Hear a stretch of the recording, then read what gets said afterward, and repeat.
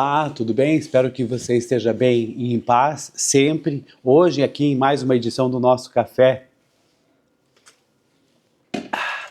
com Jesus, nós vamos partir então para Êxodo capítulo 17, leitura e a reflexão. Acompanhe comigo.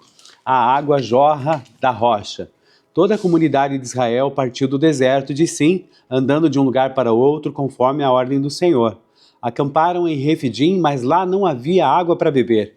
Por essa razão, queixaram-se a Moisés e exigiram: dê-nos água para beber. Ele respondeu: por que se queixam a mim? Por que colocam o Senhor à prova? Mas o povo estava sedento e reclamou a Moisés: por que você nos tirou do Egito? Foi para matar de sede a nós, aos nossos filhos e aos nossos rebanhos? Então Moisés clamou ao Senhor: que farei com esse povo? Estão a ponto de apedrejar-me. Respondeu-lhe o Senhor: passe à frente do povo. Leve com você algumas das autoridades de Israel, tenha na mão a vara com a qual você feriu o Nilo e vá adiante. Eu estarei à sua espera no alto da rocha do Monte Horebe. Bata na rocha e dela sairá água para o povo beber. Assim fez Moisés à vista das autoridades de Israel. E chamou aquele lugar Massá e Meribá, porque ali os israelitas reclamaram e puseram o Senhor à prova, dizendo: o Senhor está entre nós ou não? A vitória sobre os amalequitas. Sucedeu que os amalequitas vieram atacar os israelitas em Refidim. Então Moisés disse a Josué: escolha alguns dos nossos homens e lute contra os amalequitas. Amanhã tomarei posição no alto da colina com a vara de Deus em minhas mãos. Josué foi então lutar contra os amalequitas conforme Moisés tinha ordenado. Moisés, Arão e Hur, porém, subiram ao alto da colina. Enquanto Moisés mantinha as mãos erguidas, os israelitas venciam. Quando, porém, as abaixava, os amalequitas venciam. Quando as mãos de Moisés já estavam cansadas, eles pegaram uma pedra e a colocaram debaixo dele, para que nela se assentasse. Arão e Hur mantiveram erguidas as mãos de Moisés, um de cada lado, de modo que as mãos permaneceram firmes até o pôr do sol, e Josué derrotou o exército amalequita ao fio da espada. Depois o Senhor disse a Moisés: escreva isto num rolo, como memorial, e declare a Josué que farei que os amalequitas sejam esquecidos para sempre debaixo do céu. Moisés construiu um altar e chamou-lhe: o Senhor é minha bandeira, e jurou pelo trono do Senhor: o Senhor fará a guerra contra os amalequitas de geração em geração. Senhor nosso Deus, muito obrigado pela leitura, Deus, de Êxodo capítulo 17. Agora, Pai, dá-nos sabedoria e discernimento para fazermos uma reflexão sobre a Tua palavra e agradecemos desde já em nome de Jesus. Amém. Gente, o capítulo 17 de Êxodo é um momento então de transição e testes profundos para o povo de Israel no deserto. Ele marca essa transição da dependência física de água para aí o primeiro grande desafio militar e organizacional da nação, a batalha contra Amaleque. Olha só, Amaleque, isso mesmo. Então, nós temos aqui dois grandes blocos. O primeiro deles é da água da rocha em Meribá. O povo então parte do deserto de Sim e acampa em Refidim, onde não tem água. A escassez então gera uma crise ali de fé e liderança. E mais uma vez aqui a gente tem a reclamação do povo e a prova. Os primeiros 3 versículos ali diz que o povo meio que briga ali com Moisés e exige água. E Moisés responde que eles estão, na verdade, colocando o Senhor à prova. Mas com sede, né, o povo murmura, questionando por que foram tirados do Egito. Lembra-se da palavrinha? Do faraó era obstinação, do povo de Israel aqui é murmuração. Bom, o que acontece então é que Moisés clama a Deus, temendo ser apedrejado pelo povo. E aí o Senhor o instrui então a passar à frente e levar consigo algumas autoridades e a vara com que ele feriu o Nilo. E Deus promete então estar diante dele na rocha ali de Horebe. Moisés então deveria ferir a rocha para que dela saísse água. Peraí, mas foi aqui que Moisés bateu na pedra com raiva ali e foi impedido de entrar ali na terra prometida? Não, gente. Essa é uma confusão, inclusive, muito comum, porque a Bíblia, ela na verdade traz 2 episódios diferentes em que Moisés tira a água da rocha. O primeiro episódio, então, é esse exatamente que a gente está lendo, aqui no Êxodo 17, em Refidim. Logo acontece no início da jornada do deserto. Então, Deus dá uma ordem clara: fira a rocha, no versículo 6. Moisés obedece perfeitamente e não há nenhuma punição. O segundo episódio que nós estamos falando, ele está lá em Números 20. Números 20, acontece lá na cidade de Cádiz. Acontece quase 40 anos depois, perto do fim da jornada de Moisés aqui, o povo volta a murmurar por água em um lugar que também foi chamado de Meribá. Dessa vez, a ordem de Deus foi diferente. fale à rocha, Números 20, versículo 8. E Moisés, então, profundamente ali, irado e desgastado já com aquela rebeldia do povo que, assim, de anos e anos, desobedece isso. E aí, então, ele chama o povo de rebelde e bate na rocha 2 vezes com a vara. A gente vai ler isso em Números 20, quando nós chegarmos lá. Então, por não confiar naquela oportunidade em Deus para santificá-lo diante ali dos olhos de Israel, ele e Arão foram impedidos de entrar na terra prometida. Lembrando que aqui, Meribá, nós estamos no sul, aqui então da terra, né? E ali daquela região do Oriente Próximo. E depois, esse outro capítulo, lá em Números 20, também vai se chamar Meribá, porque Meribá tem um sinônimo diferenciado, né? Aqui a gente vai perceber que Meribá significa discussão.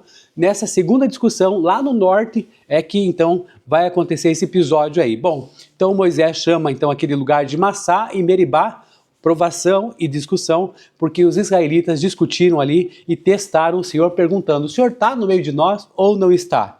Olha a dúvida aí, gente, de novo, né? Agora partindo então para o segundo bloco, ainda em Refidim, Israel sofre o seu primeiro ataque militar por parte dos amalequitas. Essa então sessão introduz quem? Josué como líder militar e destaca a dinâmica dessa intercessão espiritual. Olha só, a estratégia de Moisés e Josué nos versículos 9 até 10, Moisés ordena que Josué escolha alguns homens e saia para lutar. Enquanto isso, Moisés ficaria no alto da coluna lá com a vara de Deus em suas mãos.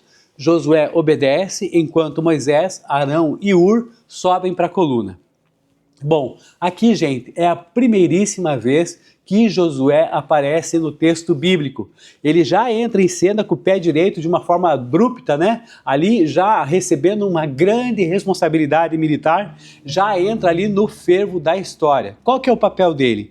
Ele era mais do que o general, lembrando que primeiro que ele era filho de Num, da tribo de Efraim, nasceu no Egito então como escravo e nesse momento lá em Refidim, provavelmente era um jovem forte e da total confiança de Moisés. E aí ele age como um auxiliar direto e discípulo de Moisés. Ele subia o monte com Moisés, guardava a tenda do encontro e absorvia a liderança do mestre, né? Mais tarde, inclusive, a gente vai ver que com a morte de Moisés, Josué é que foi escolhido por Deus para liderar a conquista de Canaã.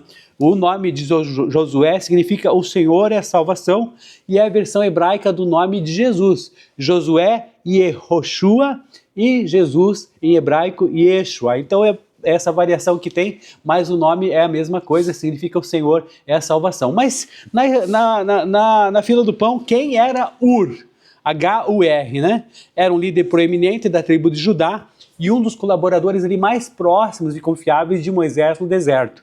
Embora o texto bíblico ali não detalhe essa árvore genealógica, ali como faz com Josué, né, não teve essa questão dessa árvore genealógica, nem tampouco aqui com Hur. A tradição judaica que a gente está lendo aqui, né, registrada ali por historiadores como o Flávio Joséfo, por exemplo, que foi um grande historiador da época, né, aponta que ele era casado com Miriam, tornando-se, portanto, ali cunhado de Moisés e de Arão. Então, Miriam é a irmã de Moisés e de Arão, e aí, pela tradição, então, histórico-judaica, aí esse Hur era o marido de Miriam. Bom, de qualquer maneira, o prestígio e a estatura espiritual ali de Hur, né, vai trazer ali pra gente que ele era tão bem conceituado ali naquela sociedade, que pouco tempo da batalha contra Amaleque, quando Moisés subiu o Monte Sinai para receber as tábuas da lei, ele delegou a liderança ali, Moisés delegou a liderança jurídica e a resolução dos conflitos de todo o acampamento ali de Israel, conjuntamente a Arão e a Hur. Nós vamos ver em Êxodo 24, então daqui a alguns dias. Além disso, ele foi também o avô de Bezalel, que era o artesão principal, divinamente inspirado para construir, sabe o quê? O tabernáculo. Olha só. Bem, seguindo adiante aqui, nós vamos ver do versículo 11 até o 13, depois que nós lemos, que enquanto Moisés, nessa luta que tinha contra os amalequitas, enquanto Moisés mantinha as mãos levantadas, Israel vencia. Quando eles abaixavam, né, de cansaço, quando ele abaixava as suas mãos, Amaleque vencia. Então, como as mãos de Moisés pesaram, Arão e Hur colocaram então uma pedra para ele se assentar ali, né, e sustentar as suas mãos erguidas, uma de cada lado até o pôr do sol. Foi assim que Josué derrotou o exército amalequita ao fio da espada. Bem, O que representam essas mãos levantadas, gente? Veja só, as mãos levantadas de Moisés, sustentando a vara de Deus no topo da colina, possuem ali um simbolismo profundo para a gente e que tem várias faces. Primeiro é a intercessão e dependência espiritual. No Antigo Oriente, ali, levantar as mãos era a postura clássica de oração e clamor a Deus.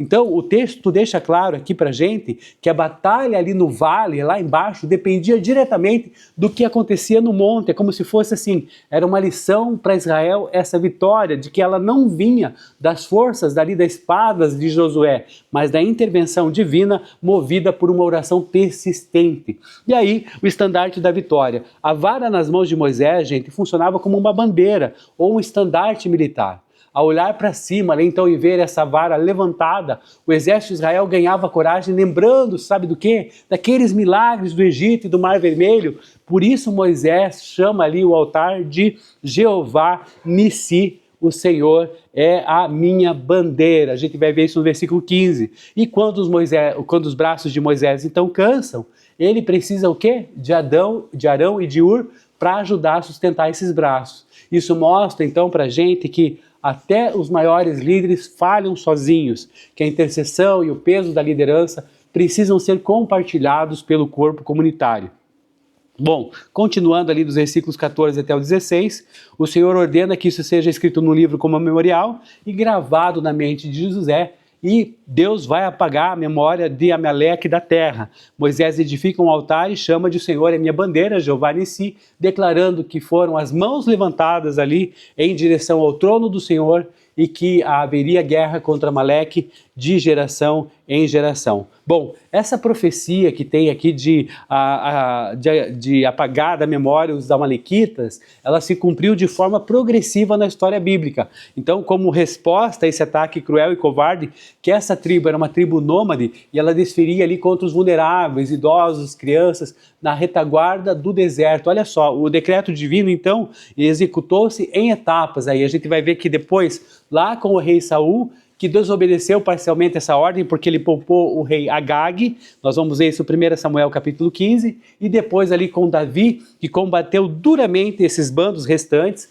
1 Samuel capítulo 30, e finalmente ali no reinado de Ezequias, quando essa tribo de Simeão eliminou o último reduto amalequita das montanhas de Seir. Nós vamos ver isso em 1 Crônicas capítulo 4. E o desfecho dessa história, dessa linhagem amalequita, ocorre, sabe onde? No livro de Esther, com Amã, o Agagita, descendente do rei de Amaleque, que planejou aquele extermínio dos judeus, que nós já sabemos bastante dessa história, ali no Império Persa, mas acabou enforcado com toda a sua família. Ele queria matar os judeus, no fim quem morreu foi ele e toda a sua família. Então, com a queda de Amã, a descendência e a influência desse povo amalequita foram completamente erradicadas, e diferentes registros geográficos, arqueológicos e étnicos da humanidade dizem que os amalequitas desapareceram por completo desses registros geográficos, consolidando então o cumprimento dessa profecia aqui de Êxodo 17, versículo 14. E aí nós lembramos em relação a esse capítulo o peso que foi suportado por esse líder, Moisés. Moisés suportou então aquela liderança por 40 anos, a gente vai ver, isso é só o começo. Ele intercedeu pelo povo, quando Deus quis destruir o povo, carregou a rebeldia do próprio povo nos ombros e manteve também as mãos levantadas até o pôr do sol em Refidim. Depois nós vamos ver lá aqui no segundo Meribá, lá no norte, né? Nós estamos aqui numa parte, depois 40 anos, quase 40 anos depois, ele vai fazer o quê? Ele vai nos lembrar uma realidade dura dessa teologia prática. Qual que é? O desgaste acumulado na caminhada. A gente fica cansado às vezes de caminhar, né? Parece que a gente nunca chega lá no final, mas o líder que venceu Amaleque aqui no monte, décadas depois, cedeu a esse esgotamento emocional no mesmo lugar físico. Não no mesmo lugar físico, no mesmo lugar espiritual, porque em Meribá a gente tinha aqui no sul, que foi essa situação de Êxodo 17, e quase 40 anos depois, o mesmo lugar espiritual chamado Meribá, mas também no norte, são lugares geográficos diferentes, mas ambos significam, né, essa questão dessa discussão e tal. Então é nesse sentido que a gente está falando, e de qualquer maneira Deus cuidou de Moisés até o fim, mas o deserto cobra o seu preço quando a paciência humana atinge o limite, não é mesmo? Bom, isso fica para os nossos próximos capítulos e a gente pode entender que o maior desafio de uma longa jornada de fé e de liderança não são os primeiros ataques ali de Amaleque, como a gente está vendo, mas o cansaço acumulado de ouvir as mesmas murmurações ano após ano. E parece que o povo era o zero e vezeiro nessa arte de murmurar, né? Isso exige de nós uma guarda constante sobre o próprio coração para a gente não agir no impulso da nossa própria força, ou pior, da nossa ira, né? Como aconteceu depois com Moisés, a gente vai ver. E aí, Êxodo nos 17 nos mostra o quê? Que o sustento diário, que a vitória nas batalhas não dependem de força humana, mas da presença manifesta de Deus e de uma persistência de oração e na intercessão comunitária, que foi vivida aqui exemplarmente por Moisés, Arão e Ur, enquanto ali Josué estava ali, né, pela espada, junto ele e os outros guerreiros também. E o desafio pessoal para nós hoje, finalizando essa conversa, é de que cada um de nós, meus irmãos, examine onde nós temos colocado a nossa confiança diante da escassez, das batalhas da vida, que a gente continue orando para que o Senhor guarde o nosso coração contra murmurações crônicas que testam a paciência de Deus, né? A nossa já acabou faz tempo, mas testa a paciência de Deus no deserto e que nos dê a humildade tanto para levantar as mãos em uma intercessão persistente, quanto também para aceitar o apoio dos irmãos quando as nossas próprias forças elas começarem a falhar. Então que você tenha essa lição em mente, né? Essa reflexão em mente, e que Deus te abençoe e te dê cuidado e que você possa suportar as provações, ainda que contínuas, né, e já antigas, mas continue fortalecido no Senhor, sem aí deixar que a ira ou a própria força elas tomem um lugar que depois a gente se arrepende, tá bom? Então até o próximo Café com Justiça, Café com Jesus, e a gente se vê. Deus abençoe e a paz.